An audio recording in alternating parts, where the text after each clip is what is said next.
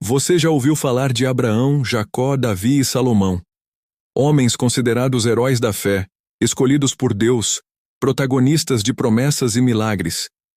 Mas há um detalhe na vida deles que muita gente evita comentar. Eles tinham mais de uma esposa. Isso mesmo, poligamia. Vários relacionamentos ao mesmo tempo, com o consentimento cultural da época e, aparentemente, sem condenação direta de Deus. E aí vem a pergunta que não quer calar. Por que a Bíblia, que molda valores até hoje, apresenta líderes espirituais vivendo algo que hoje é considerado pecado? Prepare-se, porque a resposta não é simples. E talvez mude sua forma de ver tudo o que você achava que entendia sobre moralidade, fé e as histórias bíblicas. Mas antes de tirar conclusões apressadas, é preciso entender o cenário real. A Bíblia é um livro de fé, sim, mas também é um registro histórico, cheio de contextos sociais, políticos e culturais.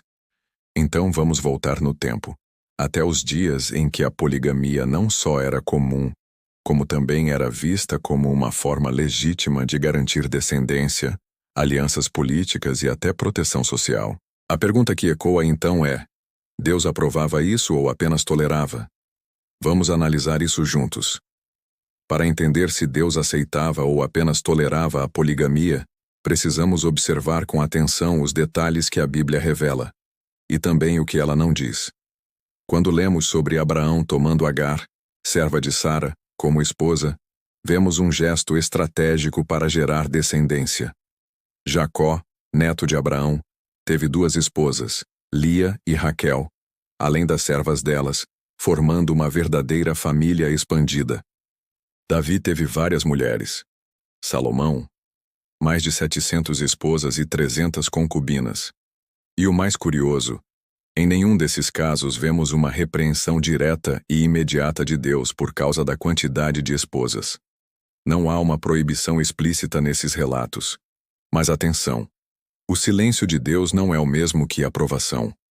Muitas vezes o que parece tolerado é, na verdade, parte de um processo maior.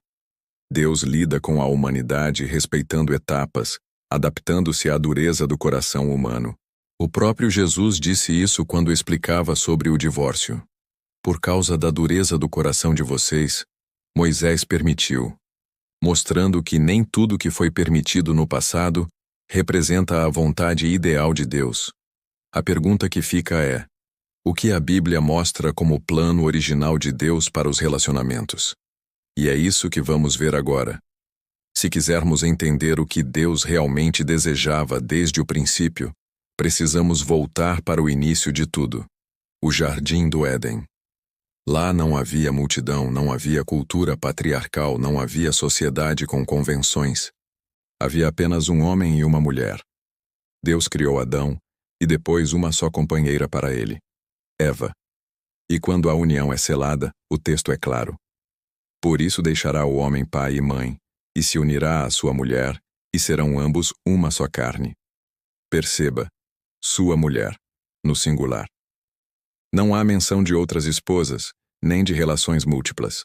Esse modelo é repetido por Jesus no Novo Testamento, quando ele é questionado sobre casamento.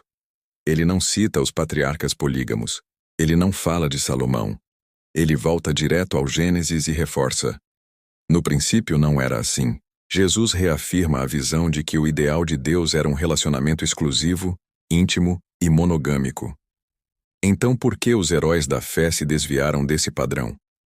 A resposta pode estar no conflito constante entre a vontade permissiva de Deus, aquilo que ele tolera por um tempo, e a sua vontade perfeita, que aponta para o que ele realmente deseja para os seus filhos.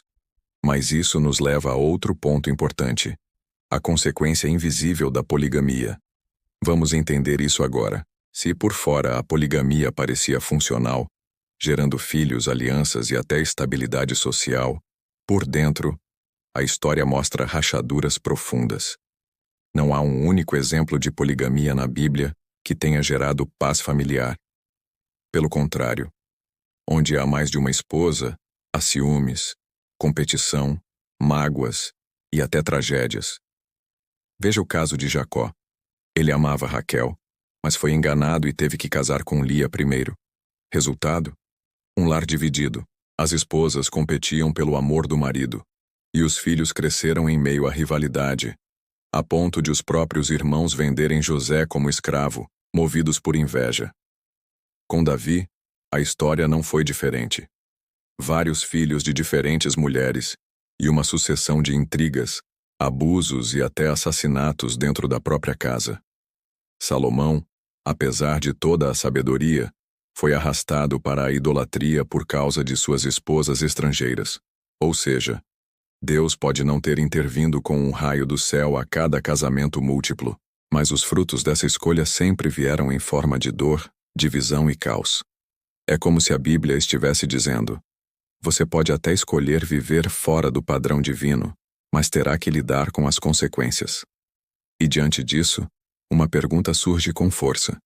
Por que então esses homens continuaram sendo usados por Deus? Essa resposta é ainda mais desconcertante e reveladora. Vamos explorar agora. Talvez o maior choque para quem lê a Bíblia com olhos modernos seja perceber que Deus não cancela ninguém por seus erros. Os mesmos homens que tiveram múltiplas esposas também foram os mesmos que falaram com anjos, ouviram a voz de Deus e lideraram nações. Como isso é possível? A resposta está em um dos conceitos mais desconfortáveis e, ao mesmo tempo, mais libertadores das Escrituras: a graça. Deus não escolhe os perfeitos. Ele não espera comportamento exemplar para derramar propósito. Pelo contrário, ele entra no caos, na bagunça moral e emocional da humanidade, e ainda assim, cumpre suas promessas. Abraão mentiu. Jacó enganou. Davi cometeu adultério e assassinato. Mesmo assim, eles fazem parte da genealogia de Jesus. Por quê? Porque Deus olha além das ações. Ele vê o coração arrependido, vê o processo, vê a fé.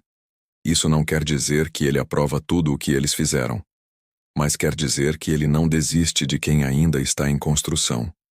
A poligamia desses homens não foi ignorada, mas sim envolvida por um plano maior de redenção.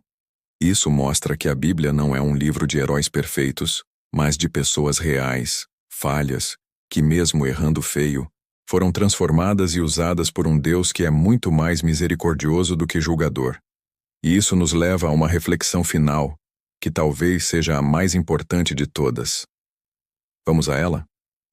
No fim das contas, quando olhamos para a poligamia na Bíblia, não estamos apenas revisitando um costume antigo.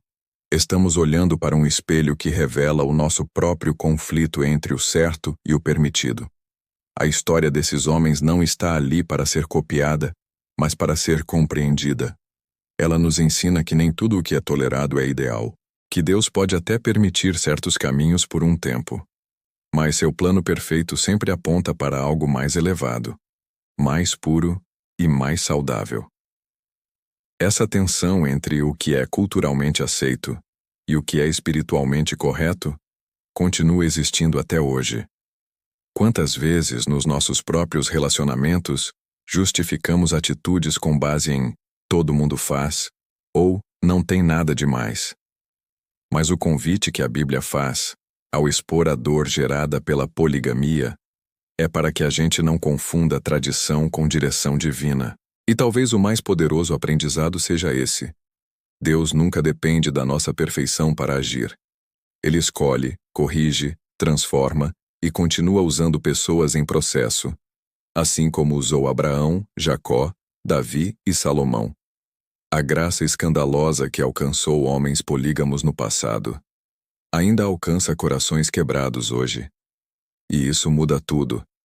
Não apenas a forma como lemos a Bíblia, mas principalmente a forma como enxergamos a nós mesmos. Se essa história te fez refletir, então você precisa entender uma coisa. A Bíblia não é um conto de fadas sobre pessoas perfeitas. É um espelho brutal da nossa humanidade. E se até aqueles que erraram tanto foram alcançados por Deus, o que te impede de recomeçar agora? A verdade é que você não precisa estar 100% certo para ser 100% amado. Então, se esse vídeo te tocou, não guarda isso só para você. Clica em curtir, se inscreve no canal e compartilha com alguém que também precisa entender que a graça de Deus é maior que qualquer erro do passado. Aqui a gente fala do que ninguém tem coragem de dizer e ainda vai muito mais fundo.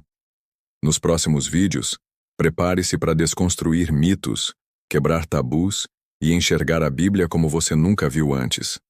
Até lá, se permita ser transformado. Porque onde a religião aponta o dedo, a graça estende a mão.